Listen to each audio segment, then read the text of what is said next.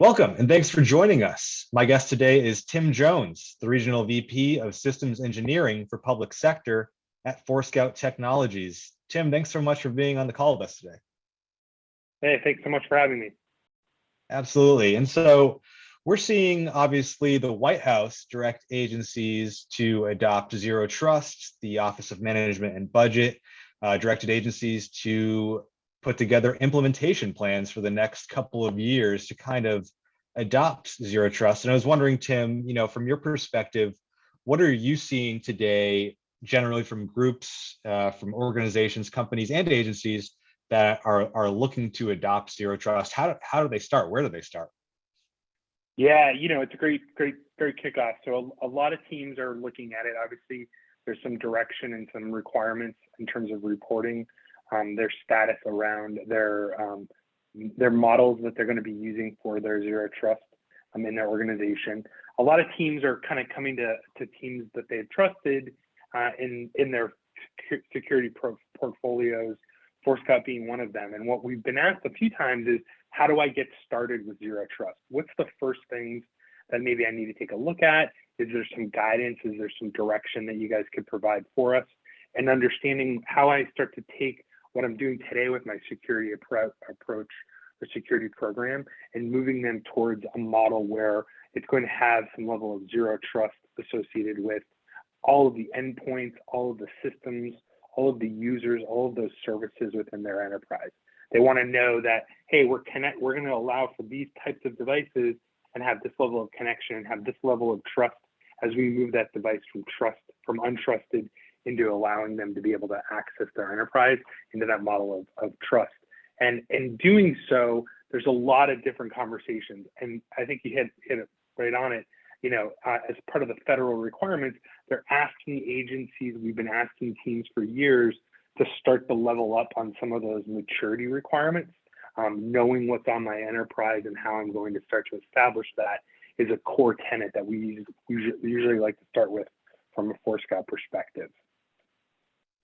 Yeah, and so from some of those conversations you've been having, what would you say are some common challenges that organizations face as they start to put together these plans and implement them? Yeah, one of the things that I'm still always surprised by is understanding the entirety of what those systems are that they're looking to protect in this model. Zero Trust architecture and the conversation around Zero Trust usually has different kind of groups looking to leverage maybe some governance program within an organization. And that governance team has got usually some level of position or prioritization as to who can kind of make that determination that we're going to allow for this system to be turned on, or we're going to give these groups this level of access to those systems and those services. So it's figuring out kind of who is going to be ultimately responsible, and then how we're going to make sure that we've implemented kind of the best of breed approach as we start to automate and start to implement some of the different tools. A lot of times people think I have to go out and buy a Zero Trust solution. Well, it's not the case. Usually it's taking a lot of the tools, techniques, and functionality that they have in their enterprise today, and maybe bending and weaving them a little bit differently to start to line up and accomplish some of those mission critical components that they're looking to do, right? So instantly you've got some tools and functionality. It's just maybe using them a little bit differently to address some of those Zero Trust requirements and Zero Trust tenets that people are looking to ultimately start to move towards.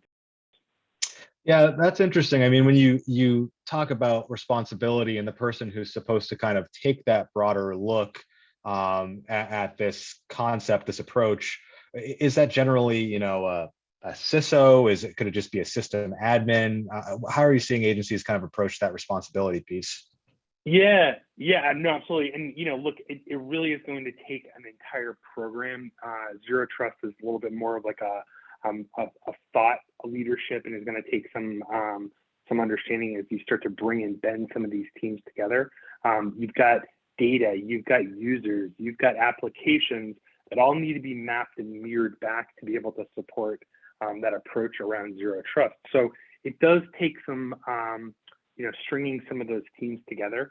sometimes some of those teams, are a little bit at direct odds with each other, right? And making sure that they understand that the common mission and the common goal is to protect those resources and have them establish that zero trust model for the entirety of that program. And whether it's a functional service that provides a specific requirements for that mission of that agency, or if it's just simply how we're connecting and how we're allowing and providing mobile, remote access to some of these services. All of those are going to have to be accounted for and start to be built in and layered into your zero trust approach. Yeah, and along those lines, I mean, I imagine there might be some friction sometimes when you're telling folks that they have to change their approach. How do you address, that issue so that folks don't think that their user experience is just going to go down the drain with this? Sure. Yeah. No. I mean, absolutely. So, one of the things I like to kind of ground some of the conversation around zero trust. This is not a new technique or a new process, and actually, there's been some great independent evaluations and understanding maybe what goes into make up some of these pillars or tenets or approaches. One of the tools and techniques that I'm often, pulled back to is kind of an open standard that allows for collaboration across a variety of different tools. NIST has got a great publication out there that talks a little bit about their 800-207 approach to zero trust architecture. We've used that a lot with a lot of our customers, and it really starts to resonate where you now have a model where there's a policy decision point that everybody can agree to that's going to take in and encompass multiple tools and capabilities to ultimately drive that asset from being untrusted to trusted and allowing for that process to take place.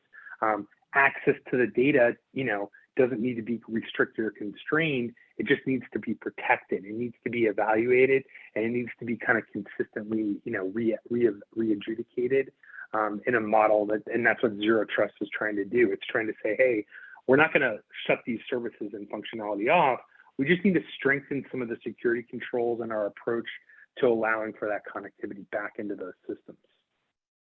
Got it. And yeah, you mentioned the NIST guidelines. Are there other guidelines, other general kind of steps that you see as being effective toward organizations? Yeah.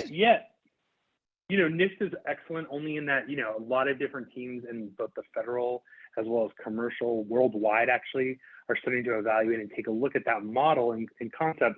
DHS has got some of their own approach around building some pillars and some tenets that are going to be part of any maturity program that's going to be working. The DoD has also established some working groups to identify and evaluate different capabilities that may be required as part of an approach to zero trust. We're very involved in a lot of those programs and conversations today with Forescout. We built a lot of what we do today in our federal space around the CDM programs that DHS had stood up several years ago, and then part of the DoD team around our Comply to Connect, which was kind of a forerunner to some of the modeling that is actually making its way into zero trust, where you had to understand what those assets look like and understand kind of the full connectivity and connection around those devices before you allow them to connect to your network. And then I now have a level of trust, and I understand maybe some of the risk that's associated with those devices that I want to mitigate or prevent before I'd allow them to connect. So tons of other tools and capabilities, a lot of open standards, a lot of open services that are out there. But I always love bringing it back to kind of those core guidance, especially in the federal networks where people trust and understand the NIST modeling around some of these approaches and building kind of that plan for them. Got it. Okay, some great advice there. And we've talked about how agencies are putting together these plans and how there's kind of a path forward. What are you watching out for going forward here now that the federal government has started to go down this path? Yeah, one of the things that I've realized over a period of time and looking at kind of the cybersecurity initiatives that will come and go is that it's all about the consistency, and it's all about making sure that we're monitoring and understanding what those changes are, and then the impact that the changes are going to have within our enterprise. Right, I can build these programs and these services into any organization that establish kind of that fundamental requirements around zero trust. But it is going to need some care and feeding. It's not kind of a set it and forget it type moment when you're dealing with zero trust architecture. You need to constantly be reevaluating what's changing in the enterprise, what new vulnerabilities have been, issued, what's our level of kind of risk appetite associated with maybe the data that we're now has been included in those into those services or in those applications and functionality. Do I have an understanding as users come and go from those environments?